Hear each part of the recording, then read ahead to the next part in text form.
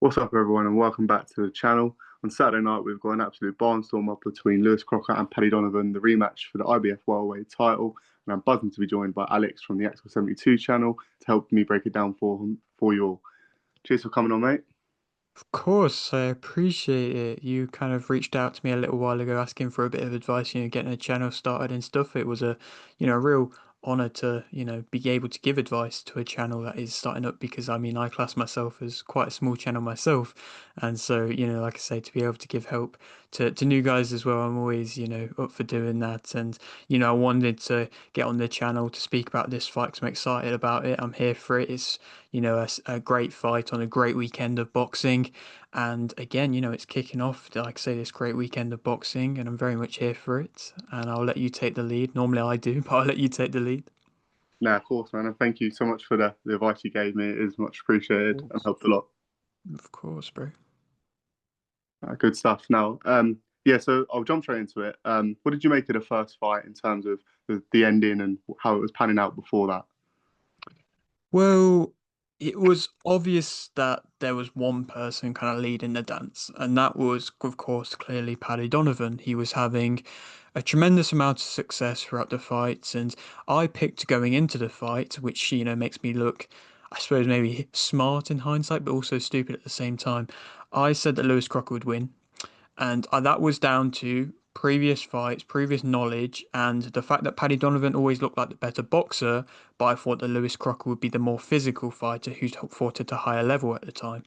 What I didn't expect was a Lewis Crocker who just covered up the entire fight, didn't really throw a tremendous amount at all, and whenever he did kind of try and throw when the times were getting tough, just throwing windmills and really not doing a tremendous amount of good nice kind of, like I say, roughing up work, even though he was on the front foot for a lot of the fight. Paddy Donovan showcased a great level of boxing with Andy Lee. You can see that he's been able to develop really well, and he's definitely at a good stage in his career where he, I don't know if I've had a few kind of thoughts about if this should be for a world title or not, but of course it is. But yeah, like I say, like in the last fight, he was dominant for the majority of it. Of course, he managed to get the knockdown before the controversial stoppage, and I've heard people say Crocker dived and things like that for that, but you could see his eye was busted up. Again, you can make comments of maybe he wanted a way out, possibly, but I mean, I don't think he dived on purpose intentionally. I think he was going to go down. He was hurt anyway. And I also didn't think that Donovan deliberately landed a shot after the bell. Of course, why would he really want to do that when he was in such a dominant position? So again, coming into this one, I'm sure Paddy Donovan will have a set game plan. But for Lewis Crocker as well, I think that was a really off night for him the first time round. And for this fight, I think he's going to be able to, he's been away. I think he's been training in like Dubai with Billy Nelson, and Yeah. like I say, he's had that time to rebuild, and not many fighters get an opportunity like he's had to be able to, like I say, kind of right a wrong and, still keep his unbeaten record perhaps intact, of course, if he does win this one. So I think he'll come into this with a better game plan, which, would just be genuinely to throw a bit more and to set a bit of a gauge with distance, maybe a little bit, not let Donovan just get into his rhythm straight away. But, I won't give my prediction just yet. But yeah, what about you? What are you thinking? Yeah, I just looking back on it, I kind of agree with you. It was weird how they approached the fight. I don't know what the game plan was from Billy Nelson. He come forward and it was almost as if he was kind of trying to nick rounds, but not having the work rate to kind of Mm. complement that sort of approach. Like there was a lot of walking in straight lines, tucking up, and then just yeah, not like you say, not really throwing much, no work rate. It was just tucking up and just kind of not really knowing what to do with Paddy Donovan. And I just felt like that was never going to work. Even from the first round, he just looked lost. He looked confused. And Paddy Mm. Donovan is a fighter that's just got a great IQ, throws some great angles. He's just going to pick you off. He's just sit and duck for him if you can approach the fight in that manner. So it just seemed weird. And even like as the rounds progressed, and he was clearly out of his depth. There was no kind of, or it didn't seem as if there was any attempt from Billy to kind of alter things or try and mix things up a bit. And yeah, I think he just looked a bit one-dimensional. Crocker a little Mhm. bit, just plodding forward, doing the same thing round off round off round with zero success. And then, as I say, like attempting not attempting at all to change it. And yeah, it was just very easy for Paddy Donovan. Not to look like a smart ass. Before the fight, I did pick Donovan, but I thought it was going to be a fight that was going to be really close and certainly wouldn't unfold the way it did. Mhm. I I think it was a case of I'd seen Paddy Donovan before and I knew he was good, but I didn't quite know he was that good. That was kind of like a bit Yeah, of a obviously didn't get the win because of what happened, but like a bit of a statement performance. Can't quite call it a statement win, obviously, for but sure. performance. He kind of was just a boss, just in the ascendancy the whole time. And like I say, yeah, it's really interesting because, like you say, and Crocker is going to be better. You would imagine he's going to have a better game plan purely because, like, the bar's on the floor at the minute. He can't possibly be any worse than he was last time out. So, but at the same time, I just don't know how he's going to bridge that gap. I just don't know how it's physically possible to kind of because it looked like there was levels between them Yeah. completely. And obviously, you know, you can have an off night or whatnot. I was trying to think earlier about a time in boxing where this kind of situation happened, where there was one fight that was just completely one sided, and then they go again, and it's a complete and other end of the spectrum. And I just couldn't quite think of an example. The No. first one I thought of was maybe Liam Smith, Chris Eubank, but I feel like even that fight, Liam Smith was on top, but it didn't unfold where every single round was one way traffic. Do you know what I mean? Like Yeah. he was obviously in the ascendancy, Smith, but it was never kind of as one sided as this one was. This one was just a battering pretty much. And Yeah. yeah, I just don't.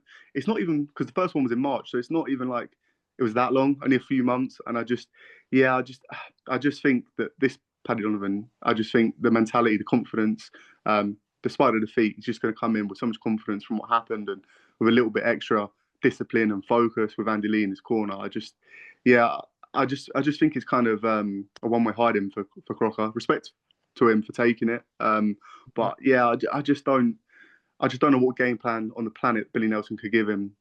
Mhm. He could, put things right with personally. And yeah, in terms of the ending, I feel like yeah, like you say, like you touched upon, it's bang on really. There's absolutely no reason on the planet why Paddy Donovan would purposely punch him after the bell when the fight was going the way it was. It just like would just be the stupidest thing ever and make no sense. So I feel like he probably was just caught in a moment. It's a bit of a mad moment because at the Yeah. time he was well on top of Crocker. I'd already dropped him, and I feel like he was just going in for the kill, and he just kind of just went for it without even really Mhm. thinking. I think yeah, to say Crocker dived is stupid. I don't think he dived. I think he probably. I don't want to say milk it because that's a bit harsh, but I feel like given the way the fight was going and stuff, he probably was looking for a way out slightly. But at the end of the day, he got caught with an illegal shot, so he's well within his rights to do that and to milk it a bit. Mhm. But yeah, that's kind of the way I saw it. And yeah, going into Saturday night, I just don't see how he can turn the tide. To be honest. Do you believe, for this fight that Crocker will have the heart to, really dig deep if necessary? Because you could see the eye damage, Hmm. and you've seen fighters in the past, like maybe a Daniel Dubois against Joe Joyce, go and kind of bow out from that kind of damage. But then you've seen plenty of fighters try and push through that. And again, if times are getting tough, even if his eye isn't swollen enough, but maybe he can get a bit of like PTSD or flashbacks to the first fight. Do you think he would be more willing to kind of bow out than perhaps he was from the first fight? Um, that's a good question. It's a hard one to answer. I think that the crowd may play a big factor, and that sounds a bit silly, but sometimes in these situations, him obviously being a hometown Belfast boy, that might spur him on when times get hard. Obviously, I know it was there last time out, but I feel like now it's for the world title. It's a bigger occasion. It's kind of got that extra oomph to it to maybe carry him through those dark periods. Mm. When I say I felt he was maybe looking for a way out, I don't think he was necessarily ready to sort of see it out on a knee, kind of like Dubois did in those times and what we've seen from fights before. I feel like it was more a case of he took something and he ran with it. He kind of made the most of that opportunity. Mm. And ultimately, like, it's got him a world title shot Yeah. in his hometown, and I'm sure he's making a shitload of money for it. So in hindsight, he's kind of done what he had to do and made the best of the situation he was given. So yeah, go like with the extra encouragement and whatnot of what's online on the line and the crowd being there for him and everything all rolled into one. I feel like he probably will be able to soak it up and keep going and effectively just go out on his shield. I do feel like he's probably got that game to him because, like you said, that injury was quite bad, and at no point did he ever look like outright quitting. Obviously, what happened happened, but it's a bit of a grey area. So, Mhm. yeah, in terms of that, I feel like when times get hard, and I do feel they will in there, I feel like he will be able to come forward and mentally be strong enough to kind of keep swinging. Mhm. But yeah, it's a hard one. I never quite thought about that. To be honest, that's not really a question I thought about. But yeah, no, I feel like he probably could. What about you? What's your view on it? I think it will be interesting, in my opinion. I mean, something else which I kind of wanted to, say with this fight is it will be definitely interesting as well to see what kind of condition Lewis Crocker comes in weight wise, because I mean, we've had issues with Lewis Crocker and weights before. Of course, he came in really heavy against, it was a Mexican guy that he fought and he knocked him spark out, but he Yeah, came in very heavy in that fight. And again, if he has weight issues for this fight, then that would be a clear evidence sign that he's not, in the right way. And I don't know if Billy Nelson is the right guy, as we've seen with Martin Bacoli, to give, the best of kind of advice for maintaining weight and things like that. So again, if he's ballooned up, like you said, it's not really that long since the last fight. That might play a factor. And again, I think it will test his mental toughness in this fight. I think Paddy Donovan and Andy Lee are going to come in with a clear game plan. I think they're probably going to be able to box his head off. Again, I would like to see Lewis Crocker be more physical and try and push the tempo a bit. He had the front foot position just there the entire fight. He really could have done a lot more with it. And, that was him not throwing and just being allowed to have that front foot position. So again, he was in a very, fortunate position. And it's not that, tremendously difficult to then be able to actually throw and have a bit of success. Donovan was moving, but if Crocker can get off the ring, he can have a bit of success there. And I think he's going to have a better night. He's going to start a bit better, but then it is going to lead into a Paddy Donovan fight, and that's when he is going to be able to take over. If it goes into the later rounds, I'll be very interested to see who's the one that's, got more left in the tank. But I think that Paddy Donovan can win this fight more easily than that of Lewis Crocker. And I think if it goes into them later rounds, he'll have more left to give, if that makes sense. Lewis Crocker's going to have to be so dialed in throughout the entire fight to be able to win this one. So I think he will be really drained if it goes into the later rounds. I don't see it going that far. I see Paddy Donovan winning via stoppage in round six, seven, around that kind of time. And then, like I say, being able to, I suppose, then become a world champion. Again, I've got a few interesting comments about this how it is kind of for a world title, but again, I'll pass it back over to you to give your final predictions, I suppose, on this fight. yeah. To be honest, I think you're bang on with most of what you said. I was actually going to say the same thing. I thought midway through the fight, I just feel like Paddy would I think he's just a bit too clever. And I know it sounds really basic and kind of simple, but he's just too good. He's just Hmm. levels above. Obviously, as well, what we said about Crocker needing to up the work rate, let his hands go a little bit. That then opens himself up to being caught with a counter punch, which Paddy Donovan for me is potentially one of the best counter punchers in Britain. I feel like so sharp, so quick, so intelligent. And I just feel like he just has so much in his arsenal that if he's switched on, and I think he will, I think he'll be really dialed in, locked in. I've seen quite a lot of like the interviews and documentaries in the camp and whatnot with Matchroom, Hmm. and he just looks like someone who has the right level of confidence, but not too overconfident. And I feel like he'll have the right composure and temperament to take it into the ring and apply it in the correct way. And like I said, I just think the angles that he throws from, his ring IQ, just how sharp he is, I can just see, I can probably actually see maybe the opposite of the first fight from Crocker, where he's going to get maybe a little bit too gung ho and and kind of Hmm. maybe do a little bit too much too quickly, try and push the pace a bit too much, and kind of just be the complete opposite, try and overdo it. And I feel like that would just play into Paddy's hands. I feel like Paddy will catch him with a counter, and I do feel like Crocker will want to go out on his shield, and especially after how the first fight ended, obviously he got his hand raised, but certainly wouldn't be the way you would have wanted it to be. So I feel like he will be ready to go out on his shield, and I feel like it will just be a case of maybe two or three knockdowns, and it just being Paddy Donovan's fight, and possibly the towel coming in. Although to be honest,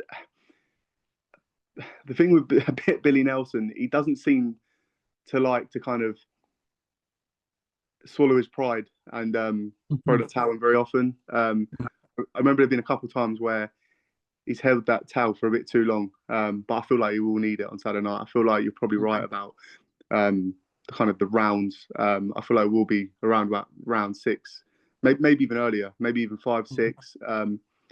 Yeah, I just feel like maybe when it's really going down in the ring under the lights, I do feel like Crocker may just try and just revert to type because he's got legit power and he's a good pressure fighter.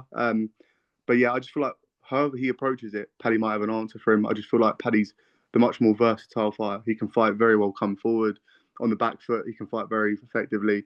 As I just said, he's a brilliant counter puncher. I just feel like he just has so many tools that Lewis Crocker, as harsh it sounds, just kind of doesn't. And yeah, I feel like yeah, you bang on really. I feel like around sort of round five, six, seven, that's where maybe Donovan will catch him, and I think he'll just jump on him, and it'll be on him like a fly on shit. And I'm just not sure Crocker will have the temperament or the intelligence to kind of get over that.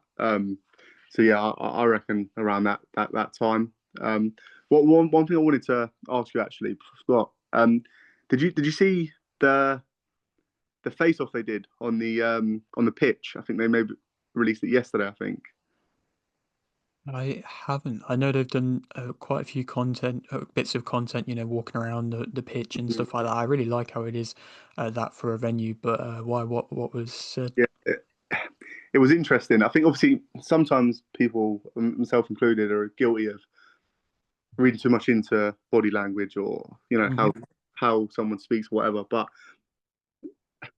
I've never seen anyone as confident and as brash as Paddy Donovan, but also at the same time not overconfident. If that makes sense. He just the kind of way he strutted over to Lewis Crocker. He just looked like he knew it was going to be his night, and Lewis Crocker just did not look like he wanted to know. He looked very kind of sheepish. When he was talking, he was like mumbling quite a lot. It wasn't clear what he was saying. He seemed like Hmm. quite maybe not. I don't want to say he's scared of him because obviously these guys are warriors and whatnot. But I feel like he didn't kind of have that air of confidence about him at all. He Yeah. didn't really seem like he felt comfortable in that scenario. And yeah, Paddy picked up on it definitely.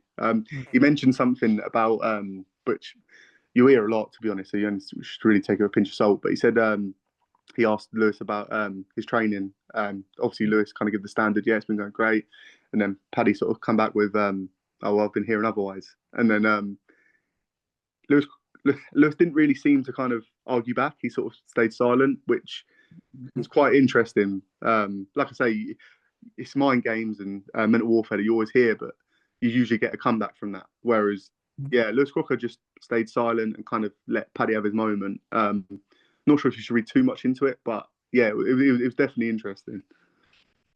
No, for sure. The mental side of things, of course, is massive in boxing. You can kind of read into certain fighters, and you feel very smart if you can, read into a certain fighter's characteristics, and then on fight night, it actually, it shows and stuff like that. And I mean, with fighters like, for an example, Teofimo Lopez in the past, he's always kind of had off nights and kind of showcased with his kind of build up to fights if he's going to have an off night or not. And, if he looks really confident, then he normally has a really good night. But if he looks distracted or, like, say, he's got other things going on, then you can see that he's maybe not going to have the best of fights. And again, I do agree with you, it is going to be interesting that kind of mental side of things for both fighters. I mean, Lewis Crocker, has never been the biggest of talkers and things like that, really. Paddy Donovan in this fight, in the dynamic between the two of them, has always seen to be the more confident, kind of not cocky, but like you said, kind of like I say, confident, got a self ego kind of about him and stuff like that. And that was evident in the first fight. I probably would agree that Lewis Crocker was definitely having more to say in the first fight, the build up, than he is this time. But again, when he's had that kind of a fight, he's not an idiot, Crocker. He's gonna know that he was getting beaten in that fight. So he probably just really wants to just get into the ring more than anything because just the talking's not going to do him any good. I don't think he's going to be able to sell this fight that well because what has he really got to say on his side of things? There was a mistake that Donovan made, and that caused him to lose. Nothing that Crocker did caused Donovan to lose. So, that's why I feel like this is gonna, definitely be a mind kind of game a bit as well. With at the same time, making kind of an alternative argument, the amount of emotion that Donovan showed after he lost may mean that he might bring that emotion into this fight. He boxed a very disciplined fight in that first fight, and when Crocker was in that final round and was swinging for the kind of swinging as he was Paddy Donovan was there to see the shots come in, was out the way and avoiding. If he is fighting more emotionally, he could maybe get clipped with a shot like that. And he has to be aware. He can't be just thinking, oh, the first fight was so easy. I can go on to now just go on to do the same thing and to box his head off with ease. But at the same time, again, he can't go into this fight and thinking, this guy stole something from me. I need to go and completely wipe him out there in a couple rounds to really assert that I did completely batter him. So again, will be interesting to see where the temperament's at and what the mindset is when both fighters, of course, step in. Yeah, no, no, definitely. You said about kind of you had an opinion about the whole world title situation. Uh-huh. Do you wanna expand on that? Yeah, for sure. So, I mean, again, I always want to see UK Irish fighters doing well. Of course, Nick Ball is the only kind of major standout champion from the UK at the moment. Of course, I would love either Paddy Donovan or Lewis Crocker to, be that champion, and one of them will be, of course. And obviously, Paddy Donovan's Irish. I'm going to class him as kind of being in the UK kind of area. But again, it's gonna be not against the big name where he wins a world title. Jaron Ennis moved up. He was the champion. He was the big name. Lewis Crocker, from his last performance, looked like a British level type of fighter. He didn't look like a world level type of fighter. So for this to be for a world title, it's not exciting me the same way as most world title fights are because of the fact that I just don't think the skill level. Paddy Donovan's a really, really skilled fighter, and I think he maybe could get to a world title level, but I want him to have that world title kind of fight in a big fight. And this one is going to sell really well in Ireland because it is a world title fight. And for Matchroom, it's really good. It's a world title fight. But just for me, when I've known that of course, Jaron Ennis was champion, I think Jaron Ennis would be able to beat both of these guys and, be able to do it clearly because of how well he was, how good he was at welterweight. And, maybe Paddy Donovan could cause him a few problems or, I mean, I don't know because we haven't seen enough of Paddy Donovan. He's fought Lewis Ritson and then Paddy Donovan, I mean, then Lewis Crocker. And again, in my opinion, that's just kind of too British level type of opposition. And so to have that for a world title, again, it's a bit of a gimme, in my opinion. And I mean, it showcases the welterweight division, which I've commented upon multiple times on my channel, just how much of a bad state it is, really. I mean, of course, we have Barrios Pacquiao, and of course, how can that be for a world title? And then, of course, we've got Haney versus Norma Jr. That's a great fight in the welterweight division, and maybe there's a bit more traction in the welterweight division starting to get there.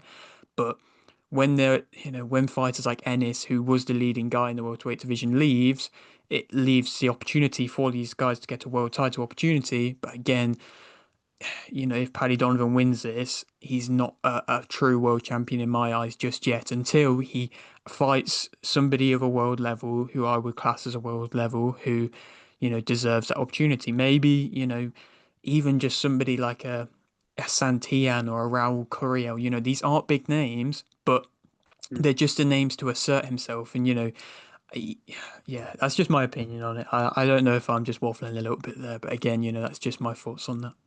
No, no, you're bang on to be honest. I never thought. as deep into it as you have, but you've made some good points. And to be honest, it is true. It's a bit of a typical kind of matchroom move. Not just Yeah. matchroom, but matchroom kind of more renowned for it, where it is, as you say, they give me a fight essentially, down purely to Boots moving up. Um, yeah, I know what you're saying. I definitely agree about the welterweight division. Bar Haney and Norman is pretty thin. Mhm. I mean, really thin, actually, to be honest. I mean, the fact that Mario Barrios and a pensioner Pacquiao is in the mix. Um, yeah, it just kind of highlights and backs up what you're saying. I mean, yeah, Barrios, to be honest, probably is the worst world champion on the planet at the minute. I think by probably a comfortable landslide. So yeah, Yeah. I feel like yeah, I definitely do agree. I feel like it'll be more interesting. Obviously, I don't want to just outright assume Paddy Donovan's going to win, but obviously we both said that we feel he will, and I just can't see any other way around it. So assuming Paddy Donovan does win, I feel like the future will then be more interesting. I feel like kind of his whole demeanor and the way he goes about things. I do think that if a Haney or a Norman or whoever got presented to him, I do feel like he probably would step up to the plate and take that challenge. And ultimately, you can only really know how good a guy is until they do make that jump up. But yeah, with Paddy Donovan, it's kind of hard to judge where his ceiling truly is, Yeah. because, like you said at the start of the video, Lewis Crocker weren't great. He definitely had an off night, so it could be a case that the fight's going to be a lot closer than we think. And Crocker just had bad preparations or an injury or whatever it may be. Mentally may not be in the right place, and maybe that may be the factor that makes it a bit closer, and we kind of see more of a truer reflection of Donovan. But yeah, I feel like he will win, and I do think that he's going to be the kind of guy that will take the ball by the horns and take on all comers. I do, and I feel like it'll be interesting to see kind of post Ben Eubank 2 how that pans out, Mhm. because I think yeah, I think that's a good money fight. I feel like if Conor Ben is to go to welterweight, stay there. I think that's a great fight, especially if Paddy Donovan has the IBF. I feel like that's a real fan friendly, entertaining fight. Um, and personally, that is one that I love. Even though that Haney, Norman, that those kind of fights where more belts are involved are obviously, as a purist, where you should go. But in terms of entertainment value, I would selfishly quite enjoy Donovan Ben. Although that being said, I don't think Eddie Hearn would probably touch Donovan with a barge pole for Ben. I do feel like he'd do his utmost to kind of avoid him. Um, I don't think that stylistically is a great fight for Ben at all, but I'm all for it. I feel like that would be a pretty good build up, quite entertaining, and in the ring, I think that would be brilliant. So yeah, I feel like if Donovan is to win, there are some real interesting fights out there for him. No, for sure. I do completely agree. I think there is some good fights there. I think he probably will have a couple fights which you often see with Matchroom where they give kind of like a really low level contender an opportunity and try and brand it as like a, just having these continuous big nights in Ireland because they can rinse a few opponents who are just Mm-hmm. nobodies and then like say kind of build a bit more of a stature and say that the run in which Paddy Donovan's been on since he's had a title has been amazing. But again, you look at the names and they're just names again, like I say, that nobody's really heard of. But of course, we have to wait and see. I just want to see, like I say, him get tested against the top guys, which of course all fans want to see. And before I start kind of really making a claim of, like I say, the new kind of world champion for a UK/Ireland based fighter, I really need to see him really prove himself. Like, something like Nick Ball has done, Nick Ball's faced the top guys like the Ray Vargas, like the Raymond Ford, like I say, some really tough top guys and has asserted himself, Sam Goodman as well, some real top challengers and like I say, asserted himself on a world level as a true world champion. And again, I just don't think, like I've touched upon, that will be the case for Paddy Donovan. He's going to have to work for it to, get it in my eyes. But